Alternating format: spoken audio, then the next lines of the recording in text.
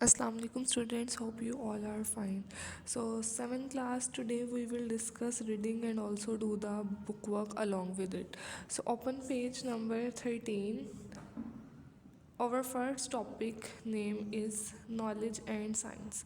So students, first of all we recap the lesson. हम लोगों ने लास्ट स्टार्ट किया था यूनिट नंबर 2 और उसमें हम लोगों ने उमैय्यद डायनेस्टी के बारे में पढ़ रहे थे। आज हम लोगों ने पढ़ना है कि उमैय्यद डायनेस्टी के टाइम में उनका नॉलेज और साइंस किस तरह से थे, यानी उन लोगों ने क्या इल्म हासिल किया था और क्या क्या एक्सपेरिमेंट करके अपने डायनेस्टी को एक बेटर डायनेस्टी बनाया था। So students, now we start the reading. During the Umayyad dynasty, Arabic was established as the official language and they replaced Byzantine and Sasanian coins with the Arabic scripted coins. So students, इस line में वो लोग बता रहे हैं कि Umayyad बादशाहों के ज़माने में एक फ़ैसला हुआ था कि अरबिक लैंग्वेज जो होगी वो सबकी ऑफिशियल लैंग्वेज बन जाएगी। मतलब अब हर जगह अरबिक बोली जाएगी और लिखी जाएगी। जिस तरह हम लोगों की ऑफिशियल लैंग्वेज उर्दू है ना, इसी तरह उस टाइम में उन्होंने कहा था कि हर जगह अरबी बोली जाएगी और लिखी भी अरबी जाएगी। उन्होंने ससेनियन कॉइन्स जो पहले पुराने ज़माने के डिज़ाइन थे, ससेनियन कॉइन्स यानी डिज़ाइन थे, उसके ऊपर उस टाइम के जो रूलर थी उसकी पिक्चर कार्व्ड हुई थी। उन्होंने कहा कि अरबिक में उसमें राइटिंग लिखेंगे ताकि जो लोग हैं वो आसानी से समझ सकें और सीख सकें कि अरबिक ही हम लोगों की ऑफिशियल लैंग्वेज है। जिस तरह से हम लोगों का जो करेंसी है, जो हम लोगों के पैसे होते हैं उसके ऊपर हम उर्दू लिखी हुई है, इसी तरह हम लोगों के जो फाउंडर थे उनकी पिक्चर लगी हुई है। एज़ इट इज़ उस टाइम में भी जो रूलर था उनकी उस कॉइन्स पे पिक्चर और एज़ इट इज़ उस पर अरबिक लिखी होती थी।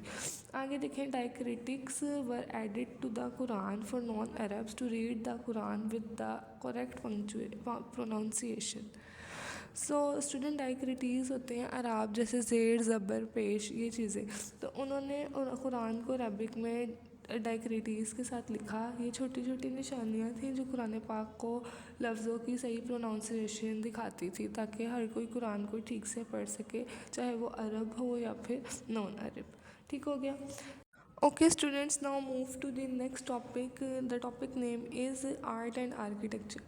इस पैराग्राफ में उन लोगों ने हमें बताया हुआ है कि उमैय्यद डायनेस्टी के टाइम पे उनका फ़न और फ़न तमीर किस तरह का था, यानी कि उनकी डेवलपमेंट फ़न तमीर की वजह से कैसे हुई थी, क्या क्या उनकी बिल्डिंग्स थी, किन्होंने डेवलप की थी, किन्होंने बनाई थी, all that things. So by reading हम लोग पढ़ेंगे, a great development was observe in art and architecture in that era. बच्चों, उमैय्यद बादशाहों के ज़माने में आर्ट और आर्किटेक्चर बहुत डेवलप हुई थी।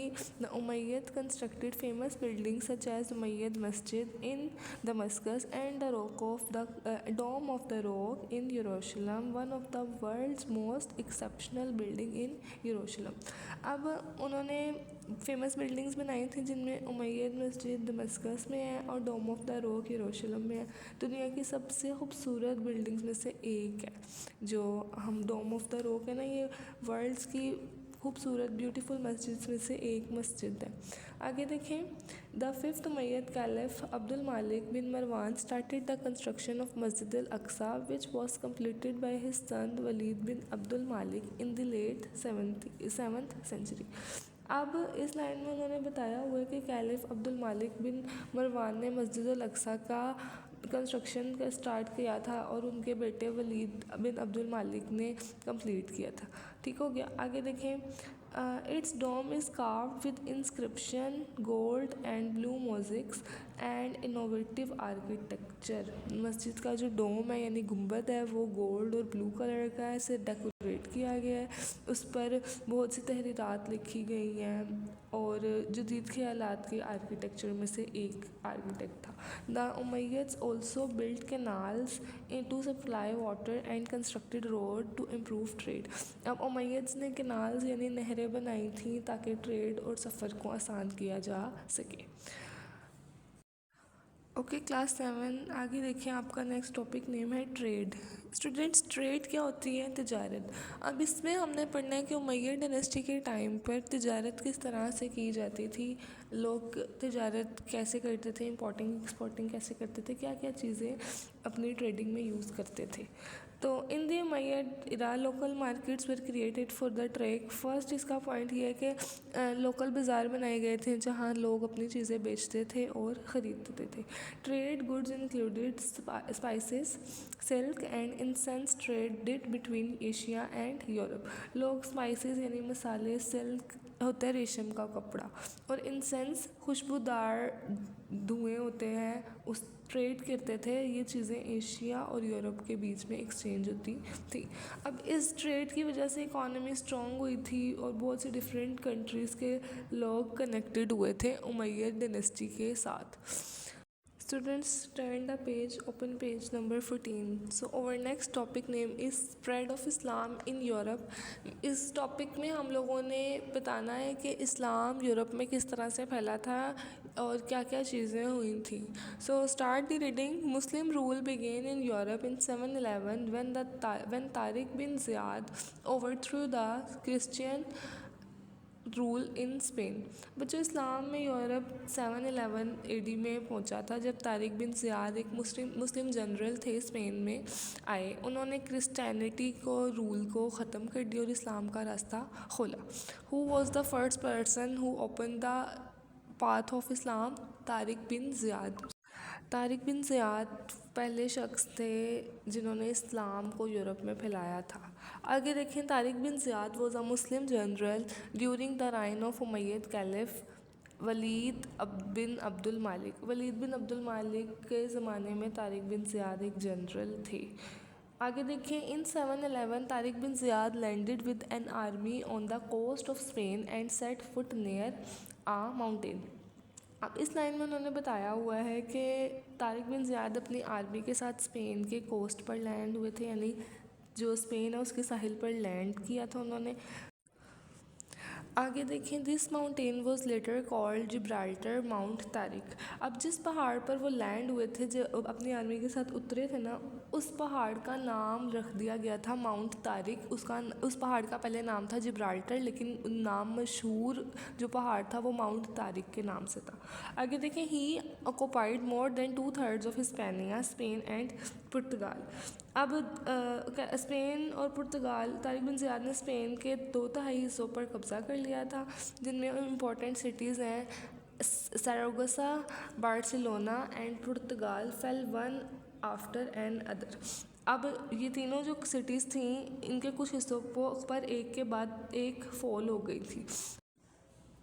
Later his army crossed the Pyrenees and occupied lines in France. उसके बाद क्या हुआ, वो पेरेनीज़ उन्होंने क्रॉस किया और फ्रांस के लाइंस तक वो पहुंची और उधर जाके उन्होंने कब्ज़ा किया। Muslim developed a kingdom in Hispania named Al Andalus and Al Andalus is also Muslim called Muslim Spain. अब मुस्लिम ने हिस्पेनिया यानी स्पेन और पुर्तगाल में एक किंगडम बनाया जिसे अंदलस कहा जाता है। ये किंगडम मुस्लिम स्पेन भी कहलाता है। ठीक हो गया। आगे देखिए, Muslim rule in Spain lasted from 711 to 1492 CE। मुसलमानों ने स्पेन पर रूल किया 711 से लेकर 1492 तक। In 1492, the last Muslim kingdom Granada was conquered by Christians. अब 1492 में ग्रैंडा लास्ट मुस्लिम किंगडम था जो कि क्रिश्चियंस के हाथ आया। आगे देखें, Tariq bin Ziyad is considered one of the most important military leader in Spanish history. Conquest of Spain and establishment of an Islamic government gave Europe a new perspective on its political, economic and cultural aspects and had an unforgettable impact on it. अब इस paragraph में Tariq bin Ziyad की importance बताई हुई है कि Tariq bin Ziyad Spanish history के बहुत इंपॉर्टेंट मिलिट्री लीडर थे। उन्होंने इस्लाम को स्पेन में लेकर आए, स्पेन यानी यूरोप में लेकर आए। उनकी यूरोप की पॉलिटिक्स और कल्चर पर बहुत ज़्यादा बड़ा इफ़ेक्ट डाला। ठीक हो गया। स्टूडेंट्स, हम लोगों का नेक्स्ट टॉपिक नेम है मुस्लिम रूल इन एशिया। अभी तक हम लोग मुस्लिम रूल इन यूरोप की बात कर रहे थे, यानी मुसलमानों की यूरोप में हुकूमत की बात कर रहे थे। अब हम लोगों ने बात करनी है कि मुसलमानों ने एशिया में कैसे हुकूमत की थी और इस्लाम को एशिया में किस तरह से फैलाया था, कौन कौन से हिस्सों में गया था, कौन वो शख्स थे जिन्होंने इस्लाम को एशिया में फैलाना शुरू किया था। So student start the reading. Arabs traded with India through the sea route. अब जो अरब्स थे वो इंडिया के साथ तिजारत करते थे समंदरी रास्तों के ज़रिए, यानी कि वो या तो ओशंस यूज़ करते थे या फिर समंदर यूज़ करते थे अपनी ट्रेडिंग करने के लिए, इंपोर्टिंग एक्सपोर्टिंग करने के लिए। The route was extremely unsafe due to the plunder of the pirates of Sindh. लेकिन जो रास्ता था वो बहुत ज़्यादा अनसेफ था, मीन्स के वो सेफ़ नहीं था लोगों के लिए, क्योंकि उस टाइम पे सिंध में समंदरी डाकू बहुत ज़्यादा थे और वो लोग लूट मार किया करते थे। प्लंडर का मतलब क्या होता है? लूट मार। They looted many of the trade caravans. वो लोग क्या करते थे, बहुत से जो काफ़िले होते थे जो तिजारत के लिए जा रहे होते थे उनको लूट लिया करते थे। The Umayyad caliph wanted to secure the trade route. उस टाइम पे उमैयद डायनेस्टी के जो रूलर थे वो लोग चाहते थे कि हिफाजत की जाए ये जो रास्ते हैं इन सब की जो ट्रेड के लिए यूज़ होते हैं। आगे देखिए, Mohammed bin Qasim an army commander got order for the Umayyads to attack Sindh and rescue the widows and orphans captured by the pirates. Umayyad dynasty के अब ये कैलिफ आए थे मोहम्मद बिन कासिम। इन्होंने डिसीजन लिया कि उन्होंने सोचा कि ट्रेड को सेफ होना चाहिए। उन्होंने मोहम्मद बिन कासिम एक यंग आर्मी कमांडर थे, उनको ऑर्डर दिया कि सिंध पर अटैक करने से पहले वो पायराइट्स थे जो उधर विडोज़ यानी बेवा और जो ऑर्फन्स यानी यतीम लोग हैं उनको बचाने के लिए चले जाएं। मीन्स के मोहम्मद बिन कासिम को उमैयद डायनेस्टी के खलीफ की तरफ से एक यंग लीडर के तौर पर भेजा गया जो कि जाकर सिंध को कन्क्वेयर्ड कर ले या फिर जो विडोज़ और ऑर्फन्स हैं उनको जाके पायरेट से बचा ले।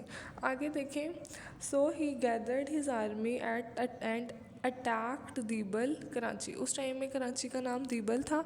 अब वो कह रहे हैं कि उन्होंने क्या किया, मोहम्मद बिन कासिम ने अपनी आर्मी इकट्ठी की और दीबल पर अटैक किया।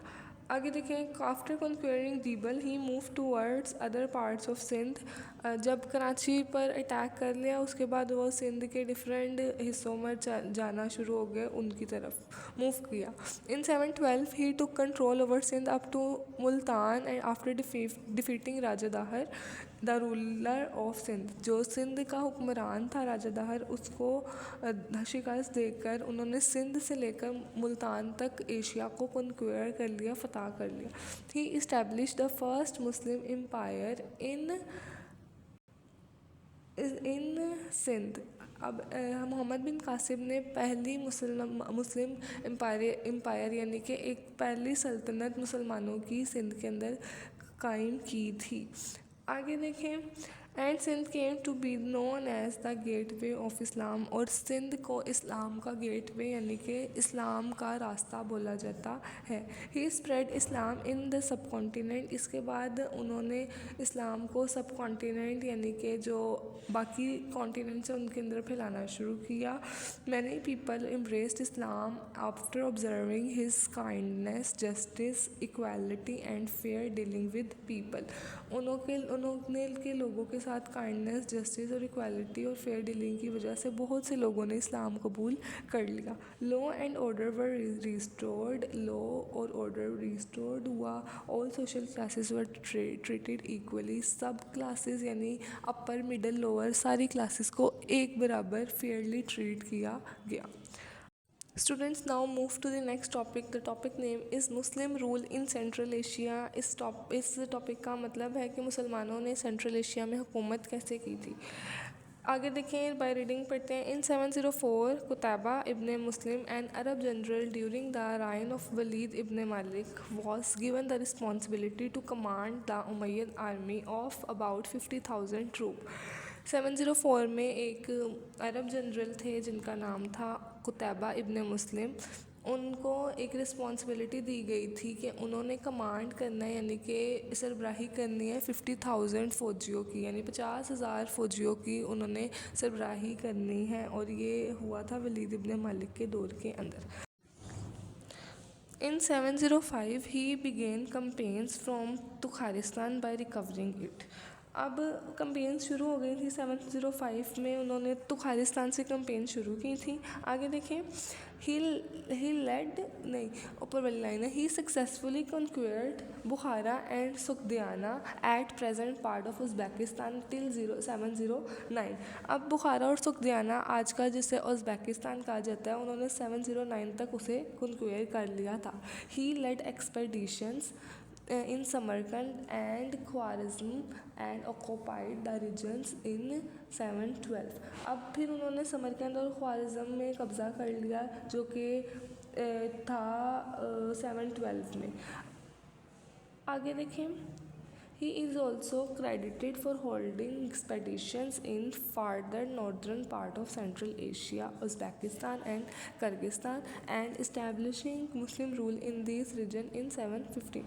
फिर उन्होंने फार नॉर्दर्न रीजन्स यानी कि दूर के जो इलाके थे उधर कब्ज़ा शुरू किया। कुतैबा इब्न मुस्लिम ने उज़्बेकिस्तान और किर्गिस्तान के नॉर्दर्न एरियाज़ तक एक्सपेडिशंस यानी कि मुहिम चलाई थी। इसी तरह 715 AD तक उन्होंने मुस्लिम रूल को इस्टेब्लिश कर दिया था सेंट्रल एशिया के बहुत से रीजन्स के अंदर। Now we are moving to our last topic. The topic name is the fall of the Umayyads. अब उमय्यद डायनेस्टी का इख्तिताम कैसे हुआ था वो हम लोगों ने पढ़ना है। स्टूडेंट्स देखें, सबसे पहले with the expansion of the empire the unrest and opposition increased with led to the decline of Umayyads and the rise of Abbasids।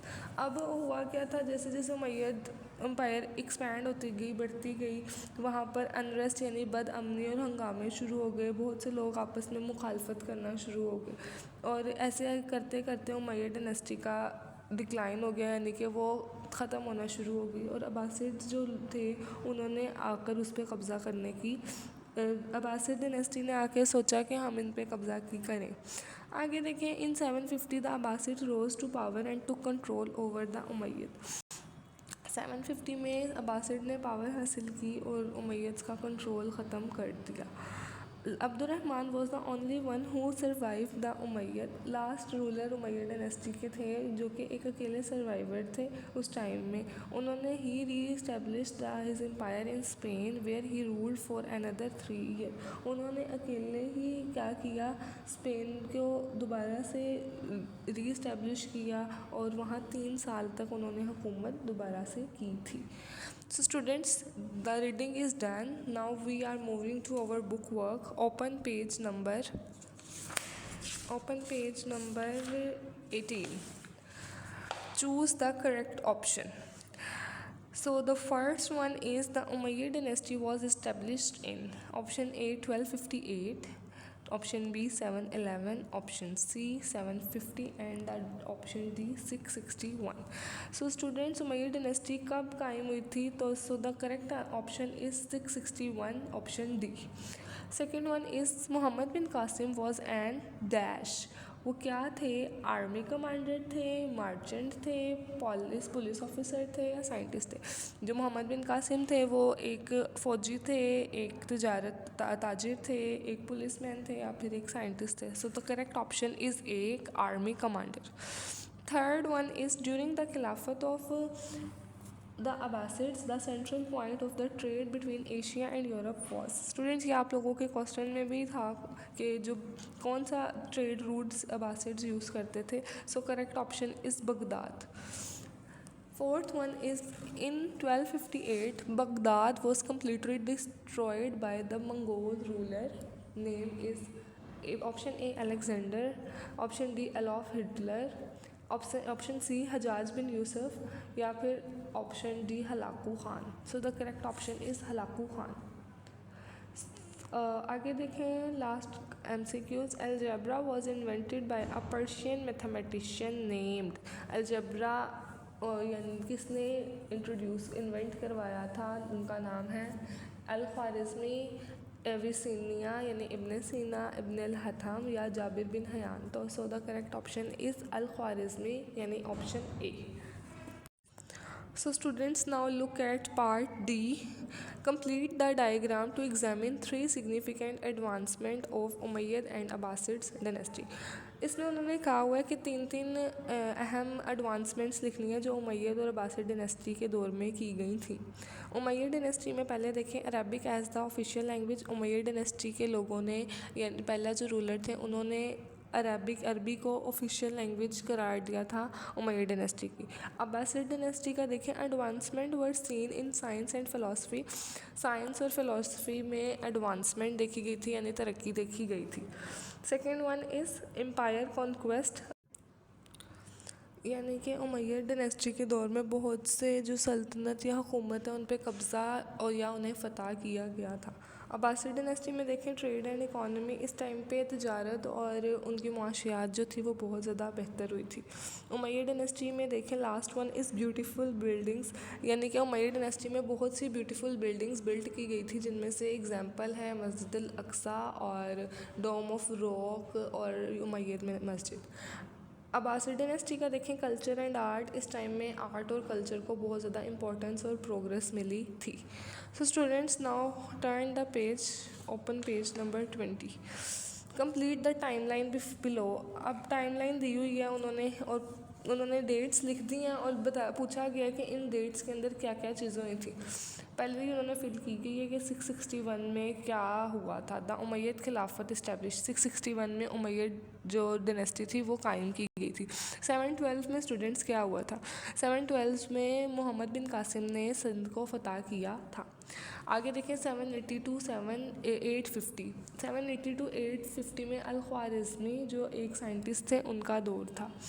आगे देखें, 1258 में हुआ था हलाकू ख़ान जो कि मंगोल रूलर थे, उन्होंने डिस्ट्रॉय कर दिया था बगदाद को, सारी लाइब्रेरीज़ वगैरह को बर्न कर दिया था। Okay students, fourth one is 711 में क्या हुआ था, 711 में हुआ था Muslim rule begin in Europe. मुसलमानों ने यूरोप में अपना जो सल्तनत थी वो कायम की थी, अपना रूलिंग सिस्टम उधर स्टार्ट किया था, जो कि स्टार्ट किन्होंने किया था, तारिक बिन ज़ियाद ने। 750 में क्या हुआ था, अब्बासिड टुक कंट्रोल। 750 में उमैय्यद डायनेस्टी को शिकस्त हो गई थी और अब्बासिड डायनेस्टी ने कंट्रोल हासिल किया था। 982 1037, 982 1037 को इब्न सीना का दौर कहा जाता है, जो कि एक साइंटिस्ट थे। So students, this is over today work. हम लोगों का आज का ये सारा काम था, रीडिंग और बुक वर्क। आप लोगों ने बुक वर्क को अपनी बुक्स के ऊपर नोट डाउन कर लेना है और इसको अच्छे से याद भी करना है। Take care of yourself. Thank you so much. अल्लाह हाफिज़।